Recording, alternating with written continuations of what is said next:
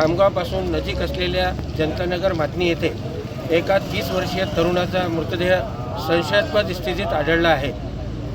आज सायंकाळी 8 वाजताच्या सुमारास ही घटना घडली। घटनेची माहिती मिळताच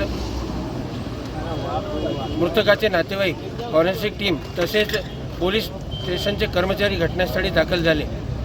सध्या त्या तरुणाचा मृतदेह या ठिकाणी शवविच्छेदनासाठी आणण्यात आला असून पुढील तपास पोलीस करीत आहेत। सायन दैनिक खबरी शामतकसाठी अशोक जसवानी, खामगाव। मातनी येथील 30 वर्षीय तरुणाचे नाव शाहरुख खान युसुफ खान असे असून त्याच्या मृत्यूबाबत गावात विविध प्रकारच्या चर्चा आहेत। आत्महत्या की घातपात या संदर्भात देखील पोलीस त्या दृष्टीने तपास करीत आहे। मातनी गावातील नागरिक तसेच त्यांच्या नातेवाईकांनी शवविच्छेदन गृहाजवळ गर्दी केली आहे। सायन दैनिक खबरी शामतकसाठी अशोक जसवानी, खामगाव।